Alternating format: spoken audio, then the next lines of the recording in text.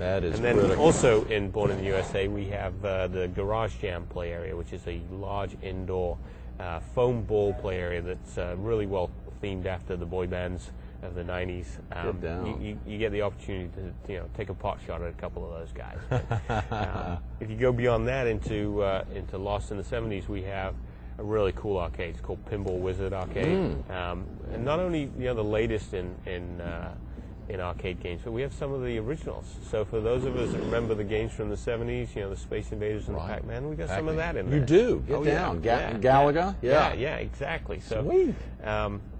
Then you go on further around into British Invasion, which I'll probably be hanging out a little bit there because we've got a great fish and chip shop and an English pub. So that may be where I'll be. And one of our big rides there is Moody Blues, Nights in White Satin, The Trip. It's a dark ride, and it's unlike any other dark ride. It's a dark ride. Just for viewers, of course, the sun's coming up right now. What do we think, talking about inside dark ride? Inside a large building, very, very dark, lots of lights, lots of swirling fog, some cool imagery. And we play the whole of the song, whole of Nights in White Satin is played while you're taking the ride. So it's 4.5 minutes. It's a long ride. Just in the queue line, we have some really cool effects in there too. A little bit of magic, a little bit of illusion leading up to the ride. And if people remember the spinning tunnel from the backstage tour, well, that now sits in the entrance to the Moody Blues. So everyone that's going on that ride has to go through that tunnel. Get down. And everyone loved that tunnel so much, we thought we had to make sure it went into the park.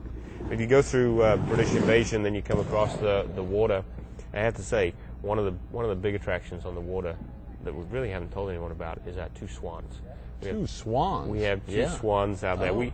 We were originally going to put our bridge over the island in the middle of the lagoon, but we had some great trees out there, and we moved the bridge in front of the island, and the swans that have lived here throughout the whole of construction nested there this year. So we got some little babies coming. Worth the price of admission. Well, we're all about save the planet, so we didn't want to cut down those trees, and we wanted to preserve the habitat of the swans. They're beautiful, beautiful creatures. So as we get further on into spring, we're going to have a whole swan family, out there on the lagoon. Go on into Rock and Roll Heaven. That's our icon ride, Led Zeppelin, the ride. Oh, yeah. What can you say? Just 155 even foot, to think about it. I mean, 6 that is, inversions, onboard audio. I've listened to it. It is awesome. I mean, it's you're just going to come off of that, and you're going to be so excited. And today we auctioned on eBay the right to get the first 15 rides for on today. Led Zeppelin the night for today. Right. So I'll be out there. I'm riding. With the money raised from the auction is going to the Sarah Goodwin Foundation. Tremendous. I kind of maybe stupidly agreed to match the high bid. So I saw the bids were rising until last night. Yeah, still going. I'll be up on the front row. So that should Broke. be cool. Yeah. No money. Yeah. But even in Rock and Roll Heaven, we have a kids play area, Reggae River Falls.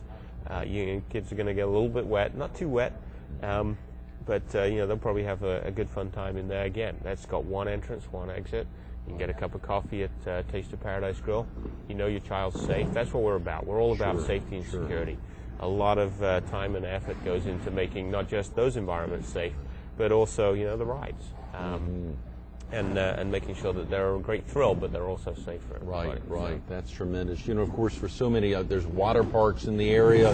We've got it all right here. Both. A little bit of everything. It was amazing to see and there was, I guess, right on the edge between Rock and Roll Heaven and the all-access entry area.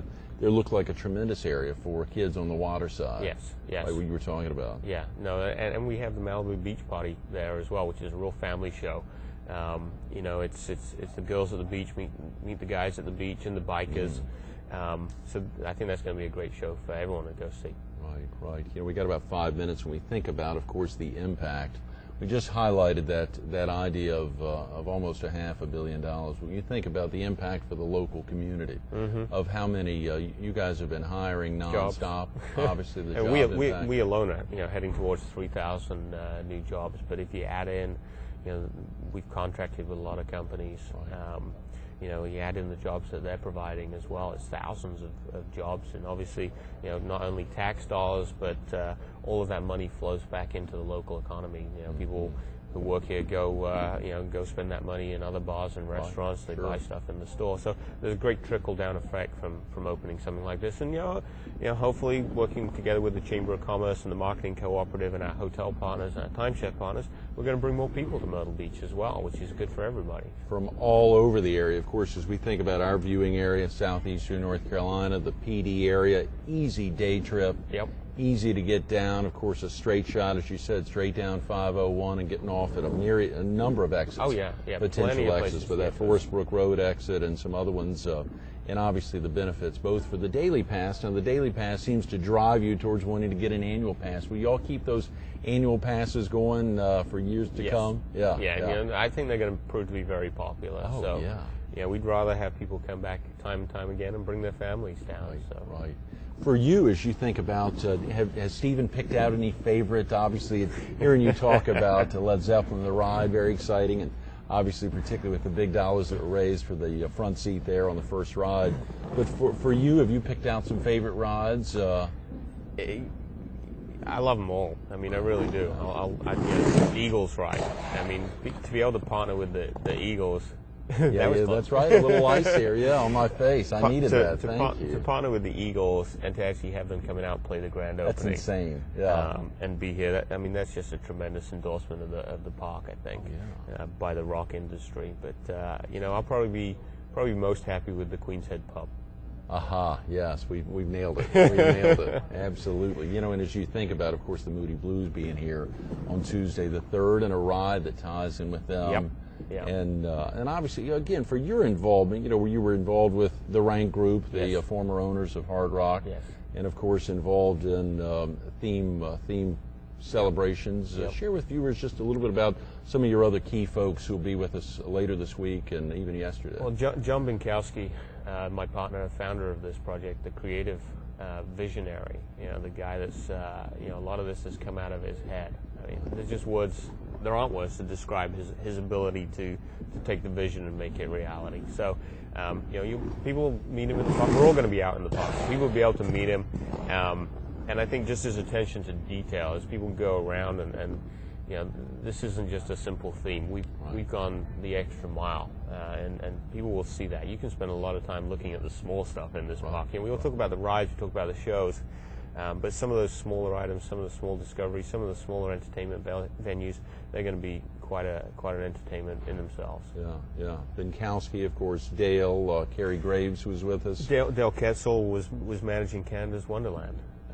And we managed to poach him away here. Canada's Wonderland is one of the largest parks in North America. So I think it shows we've got a great product here when we can tempt industry professionals away to come run it. Right. Yeah. The impact, I think I saw this is the first large or major theme park built in the U.S. nearly 10 years, in nearly a decade. Yeah. The impact of that as we think about the celebration of there's another park, I guess, on the state line there up near Charlotte. The Carowinds, and of course to see a facility like that, as we think about this is not just folks that are focused on rock and roll. Right. Clearly transcends any interest there. Well, the nice thing about Hard Rock is it appeals to everybody. It's just we built it to be a family park, but for Bike Week we're going to appeal to the bikers. In the golf season we can appeal to the golfers. And maybe they'll bring their families, or maybe they'll just come down as a group and they'll go to our Rocktoberfest beer festival. That's right. We've got a little bit for everybody here, and I think Hard Rock, from my experience, Hard Rock Hotel in Orlando does a great job of that. It appeals to the families and the adults looking for their their getaway as well. Right. But I think theme parks appeal to the whole family in all ages, and whether you make $1 million on Wall Street or you work in the local grocery store, you're going to have a great time out here. So come on down. You've seen the local governments wrap around. Obviously, we had the mayor with us week before last. He was highlighting, even though it's not in the city of Myrtle, you haven't seen any marketing for the Hard Rock Park that did Myrtle Beach all over. Exactly. So clearly, it's critical for the city of Myrtle Beach. Visitors that come to Myrtle Beach don't know our city boundaries. They don't know where one city stops, the county starts. To people, this is the Grand Strand. It is Myrtle Beach. It's Long Bay. Even people in Wilmington, I think, feel like they're a part of the Hard Rock Park. So we've reached out both all the way down to Charleston and all the way up to Wilmington. This is for everybody. So yeah, everyone's embracing us. All local governments have wrapped around, not only on the city level, on the county level, obviously on the state side, level, yeah. And to see the governor here and so many other folks here for the kickoff, and to see the amount of time that's been involved, Steve. And it's clearly y'all have ramped up fast. Amped has been supplying y'all quite yes. well. Yeah. You need a lot of caffeine to get through a project like this, but just people working long days. So I encourage everyone to come down and celebrate all the work that everybody's done, and you won't go away disappointed. Lastly, Stephen, as you look forward, as you try to progress some new thrills, are y'all going to continue to add on over the years, or is there an expectation that virtually everyking is here? I'm sure. We're going to be adding stuff already. I mean, we got things that we're planning for the summer. So we're keen on keep building and keep offering a more exciting and entertaining package every year. I love it. Stephen, thanks so much for being with us this morning. This Thanks is tremendous. Sorry we've run out of time. I could go all day. I know, in particular with this here in the background, that you could. Stay tuned to more Carolina People with the Sneak Peek King. Today's the day. Stephen Goodwin, the CEO of the Hard Rock Park, coming up next. As I sit here, I think about a lot of great themes. There's so many ways to highlight the thrill of today, the kickoff, 4 p.m. out here. Sound check kicks off for the next 3 weeks, and then a splash opening on May 9th, and then a really big opening as he highlights. How could you open anything on a Monday? You can open it because the Eagles are coming to town. The Eagles are coming to say it. The Eagles are coming to town Monday, June 2nd. The Moody Blues on the 3rd. Think of this celebration. Those early dreams from names like Tim Duncan and Dick Rosen and Hugh Martin, to dreams that keep going. John and Stephen here and Felix as they keep flowing. These dreams keep going, and as we look forward many years to come, get out here. That all-access entry plaza, rolling into cool country, born in the USA. We heard Stephen talk about the British invasion. We know where he's going to be. Of course, the Lost in the 70s, and then rolling around to rock and roll heaven. You'll see it. You could spend time in each of these little sections and spend a whole day there. That's why they focus on an annual pass. It's as reasonable as $150. 843-236-ROCK. 843-236-ROCK. Special dates, special places. It all kicks off today. Get out here. Go online to hardrockpark.com to click on maps and directions and get out here and celebrate. See the first ride, the guy who gave it all away on eBay. Stephen Goodwin, thanks so much for being with us this morning.